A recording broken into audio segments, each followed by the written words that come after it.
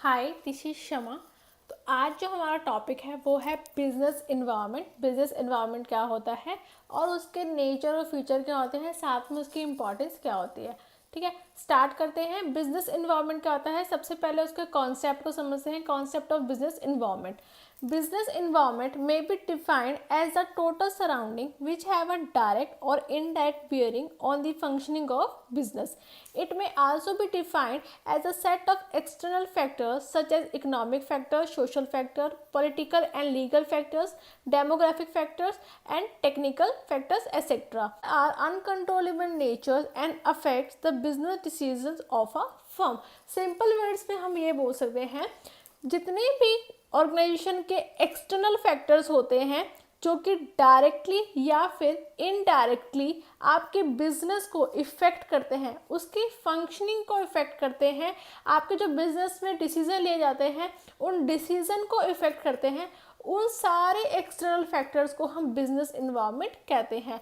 External factors जैसे कि economic factor, social factor, political factors, legal factors, ये सारे के सारे जो है एक्सटर्नल फैक्टर्स होते हैं।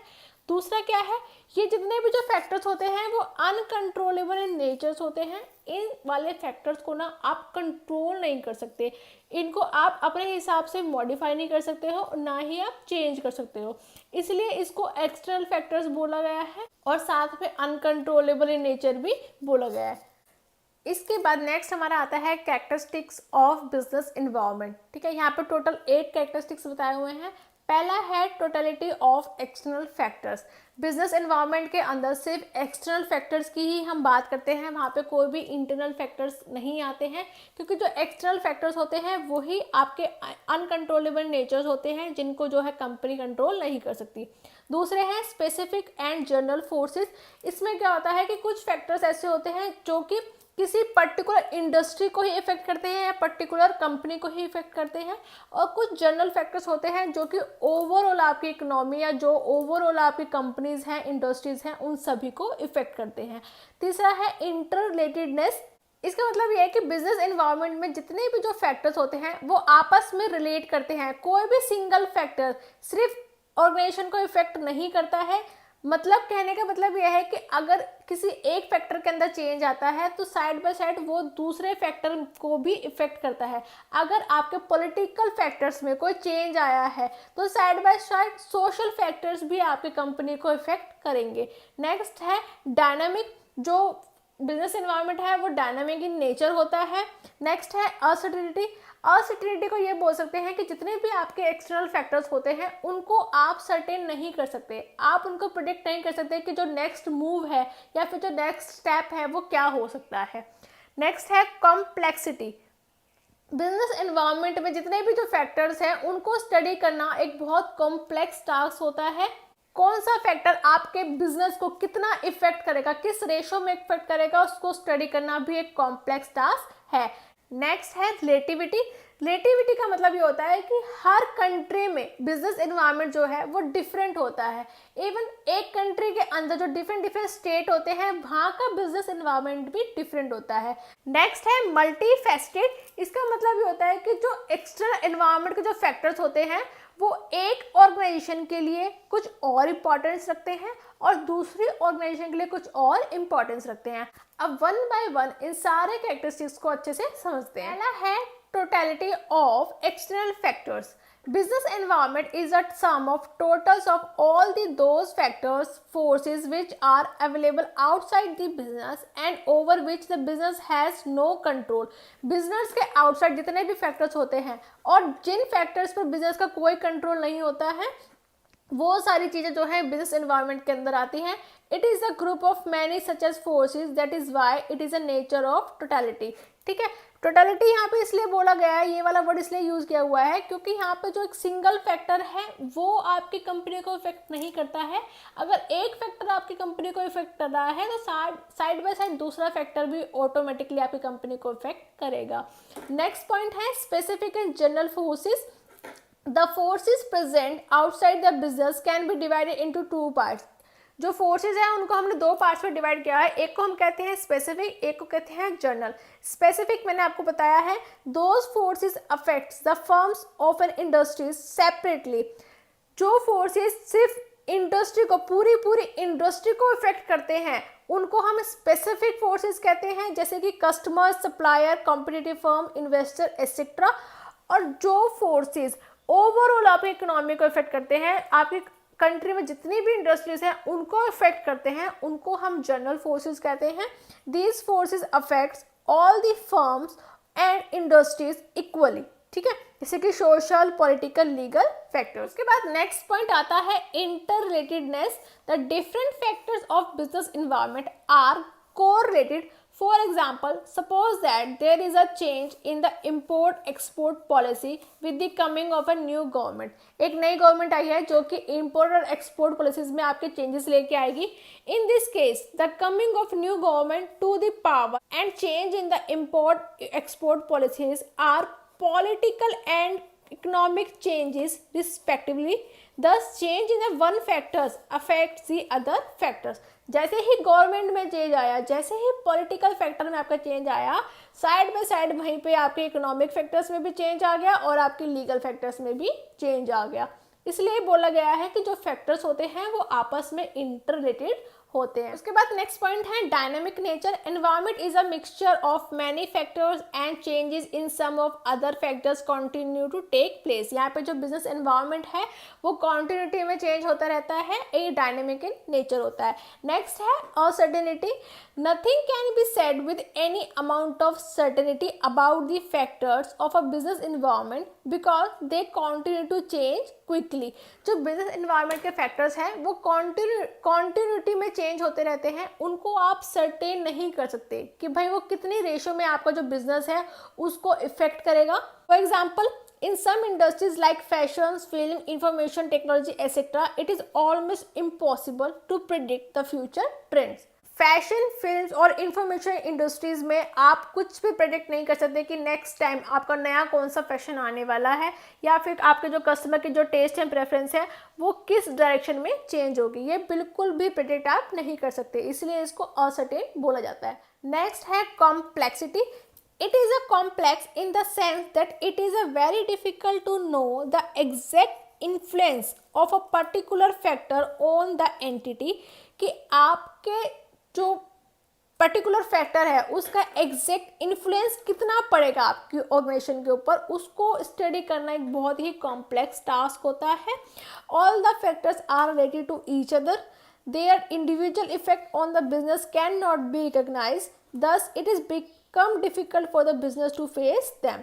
सेम चीज़ जो मैंने आपको ऊपर बताई थी कि एक फैक्टर का एक कंपनी के ऊपर क्या इफेक्ट पड़ा है उसको स्टडी करना बहुत ही कॉम्प्लेक्स होता है, क्योंकि जितने भी जो फैक्टर्स हैं वो आपस में जो है इंटरलेट करते हैं। नेक्स्ट पॉइंट है relativity. Business environment is related to the local condition, and this is a reason as to why business environment happen to be different in different countries and different even in the same country at different places. यहाँ पे बोल रहे हैं जो business environment होता है वो आपकी लोकल मार्केट, जो मार्केट की लोकल कंडीशंस है उसके ऊपर डिपेंड करता है कि आपका बिजनेस इन्वायरमेंट क्या है। इसलिए जो बिजनेस इन्वायरमेंट होता है वो कंट्री टू कंट्री डिफरेंट होता है। इवन एक कंट्री के अंदर भी डिफरेंट स्टेट्स में डिफरेंट प्लेसेस पे भी डिफरेंट बिजनेस इन्वायरमेंट देखने को मिलता है। फॉर एग्जांपल, अब दिल्ली में अलग गवर्नमेंट है, आपके हरियाणा में अलग गवर्नमेंट है, तो ऑब्वियस बात है कि दोनों जगह बिजनेस एनवायरनमेंट अलग होगा, क्योंकि वहाँ के थोड़े से कुछ लॉ में चेंज होगा जो वहाँ की गवर्नमेंट लेके आई होगी, और कुछ थोड़ा सा चेंज हमारे हरियाणा के लॉ में होगा जो कि हमारे गवर्नमेंट ने रखा होगा। ठीक है, तो इसलिए ये बोलते हैं कि जो बिजनेस एनवायरनमेंट है वो हर प्लेस का, हर कंट्री का अलग अलग होता है। For example, in India the Honda Activa 7G is expected to launch by mid 2022, whereas in the USA 10G scooters are being launched. Last feature आता है multifaceted. This term implies having many different parts or sides. यहाँ पे जो बोल रहे हैं कि एक फैक्टर के ना डिफरेंट फेसेस होते हैं, किसी कंपनी के लिए वो एज अ अपॉर्चुनिटी क्रिएट करते हैं और किसी कंपनी के लिए वो एज अ थ्रेट क्रिएट करते हैं। Due to the complexity, uncertainty and dynamism of a business environment, there are a continuous change in its shape, character or scope. The perception of the observer is very important as to new change or development may bring opportunity to the one but may be a threat to the others.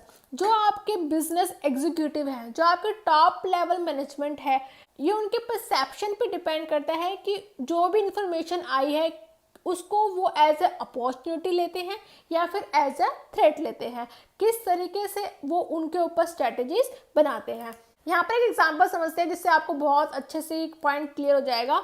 The कोविड-19 has shifted offline to online learning. जब आपको कोविड-19 आया था, corona आया था, तो जितने भी जो ऑनलाइन इंस्टीट्यूट थे, स्कूल थे या फिर आपके कॉलेजेस थे, वो ऑनलाइन लर्निंग में शिफ्ट हो गए थे। ठीक है, जिससे क्या हुआ था, it has open new avenues for the educational tech players. जितने भी एजुकेशन प्लेटफॉर्म्स थे उनके लिए एक बूस्ट मिला था, जैसे कि गो लीगल हो गया, अनअकैडमी हो गया, एक्सेट्रा। इनके लिए क्या हुआ था, ई लर्निंग जैसे ही आया उनके प्लेटफॉर्म को बूस्ट मिला, लोग उनके प्लेटफॉर्म से ज़्यादा पढ़ने लग गए। वहीं पे on the other hand in लोगों के लिए तो अपॉर्चुनिटी आ गई, साइड बाय साइड दूसरे लोगों के लिए ये थ्रेट बन गया। कैसे? It has created a threat on the people engage in canteen, transportation of a student etcetera. वहीं पर जो लोग स्कूल में कैंटीन्स लगाते थे, जो बस ड्राइवर थे, जो बच्चों को लेके जाते थे, रिक्शे वाले थे, उनके लिए एक थ्रेट बन गया। क्यों? क्योंकि जो उनके लिए अर्निंग का स्कोप था वो खत्म हो गया था। तो वहीं पे यही बोला, देखो एक ये फैक्टर था, एक एक्सटर्नल फैक्टर आया, किसी के लिए वो अपॉर्चुनिटी बन गया और किसी के लिए वो थ्रेट बन गया। तो ये थे हमारे सारे फीचर्स। इसके बाद नेक्स्ट हमारा आता है इंपॉर्टेंस ऑफ बिजनेस एनवायरनमेंट। यहाँ पे 7 इंपॉर्टेंस मैंने बताई है, लेकिन आप इन 7 इंपॉर्टेंस में से आप 8, 9, 10 इंपॉर्टेंस भी निकाल सकते हो अगर आपको रिटर्न में लिखना है। पहले थोड़ा सा समझा देती हूँ, फिर 1 बाय 1 स्टडी करेंगे। पहला है फर्स्ट मूवर एडवांटेज। जैसे ही आप बिजनेस एनवायरनमेंट को कंटिन्यूटी में स्टडी करते हो तो आपके पास फर्स्ट मूवर एडवांटेज आ जाता है। जो सबसे पहले स्टडी करेगा उसको सबसे पहले एडवांटेज मिल जाएगा। दूसरा है कस्टमर फोकस। तीसरा है अर्ली वार्निंग सिग्नल। जैसे ही आप कॉन्टिन्यूटी में बिजनेस एनवायरनमेंट को स्टडी करते हो और इन केस कोई थ्रेट आ रहा है, कोई ऐसे चेंज आ रहा है जो कि आपकी बिजनेस के लिए अच्छा नहीं है, तो आप फटाफट से उसके लिए स्ट्रेटजीज बना सकते हो और उस थ्रेट को ओवरकम कर सकते हो। नेक्स्ट है change agent, strategies formulation, public image and continuous learning. अब 1 बाय 1 इनको देख लेते हैं। पहला है first mover advantage. It is rated with the determining the opportunities. Awareness of the environment help and enterprises to take advantage of early opportunities instead of losing them to the competitor. यहाँ पे ये बोल रहा है कि जो भी company या जो भी इंडस्ट्री बिजनेस एनवायरनमेंट को रेगुलरली स्टडी करती रहती है तो उनके पास एक फर्स्ट मूवर एडवांटेज होता है। जैसे ही कोई मार्केट में इंफॉर्मेशन आई और जिस इंडस्ट्री ने उसको सबसे पहले ग्रैब कर लिया, उसके अकॉर्डिंग अपनी स्ट्रेटजीज बना ली, टेक्निक बना ली, तो उन्होंने उस मार्केट के शेयर को ग्रैब कर लिया। फॉर एग्जाम्पल यहाँ पे Maruti Suzuki becomes the leader in a small car market because it was the first to recognise the need for the small car on account of rising petroleum prices and large middle class range। जैसे ही Maruti Suzuki ने business environment को study करा तो उनको पता चला कि हमारे इंडिया में जो है मिडिल क्लास रेंज ज़्यादा है, एक तो दूसरा पेट्रोलियम प्राइसेस भी टाइम टू टाइम बढ़ते ही जा रहे हैं, जिसकी वजह से जो लोग हैं उनको स्मॉल कार की ज़्यादा ज़रूरत है ना। तो स्मॉल कार की ज़्यादा ज़रूरत होने की वजह से उन्होंने सोचा कि क्यों ना हम स्मॉल कार बनाएं जो कि एक फैमिली कार भी होगी और जो कि मिडिल क्लास के जो रेंज के जो पीपल हैं, जो फैमिलीज हैं, वो उनको अफोर्ड कर पाएगी। इसलिए आज आप देखते हो कि मोस्टली 60 to 70% घर में आपको मारुति सुजुकी कंपनी की जो कार है मिल जाती हैं। नेक्स्ट है आपका customer focus. Environmental understanding makes a management sensitive to the changing needs and expectations of the consumer। जब आप कॉन्टिन्यूटी में बिजनेस एनवायरनमेंट को स्टडी करते हो तो आपको ये पता चलता है कि आपका जो कस्टमर है उनकी क्या नीड है, क्या उनके प्रेफरेंस में, उनके टेस्ट में क्या चेंज आ रहा है और उसके अकॉर्डिंग ही आप जो है अपने प्रोडक्ट को मॉडिफाई कर लेते हो। यहाँ पे एग्जांपल दे रखा है HUL and several other FMCG companies launch small sachets of a shampoo and other products realizing the wishes of the customer. These move help the firms to increase sale।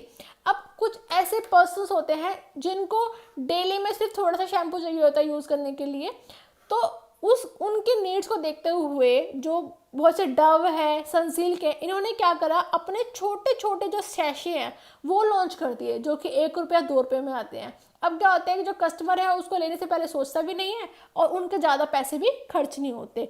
एक customer वहाँ पे 300 रुपये की butter खरीद रहा है, वहीं पे एक कस्टमर डेली अगर 2 रुपये की एक शैशी खरीद लेता है तो उसको वो इतना हैवी फील नहीं होता। इससे क्या हुआ, अब यहाँ पे क्या हुआ, जो कंपनी है उन्होंने कस्टमर की नीड्स को पहले आइडेंटिफाई करा, फिर उसको फिल करा। साथ में क्या हुआ, इससे उनकी जो है सेल भी वो भी इंक्रीज हुई। नेक्स्ट पॉइंट है early warning signals. Environmental awareness serve as the early warning signals. It makes a firm aware of the impending threats or crises so that the firm can take timely actions to minimize the adverse effect if any. Early warning signal का मतलब यह है कि जब आप continue में आप अपने एनवायरमेंटल को स्कैन करते हो, आप स्टडी करते हो, तो अगर कोई भी मार्केट में थ्रेट आ रहा है, कोई ऐसी सिचुएशन क्रिएट होने वाली है जो कि आपकी ऑर्गेनाइजेशन के लिए थ्रेट बन सकती है, तो आप उसके लिए स्ट्रैटेजीज बना सकते हो और उसको ओवरकम कर सकते हो या फिर आप मिनिमाइज कर सकते हो। इसलिए बोलते हैं बिजनेस एनवायरनमेंट को स्टडी करना बहुत इंपॉर्टेंट होता है। नेक्स्ट है change agent. Business leader act as a agent of change. They create a drive for change at the grass root level.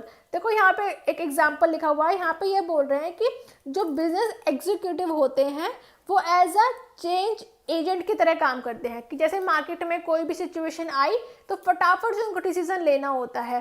तो अपने डिसीजन को जल्दी से जल्दी लेने के लिए वो क्या करते हैं, अपनी जो अथॉरिटी है या जो पावर है अपने स्टाफ के साथ डेलीगेट कर देते हैं, उनके साथ आप शेयर कर देते हैं ताकि क्या हो, आप जल्दी से जल्दी उस डिसीजन को ले पाओ। नेक्स्ट पॉइंट है स्ट्रैटेजी फॉर्मुलेशन।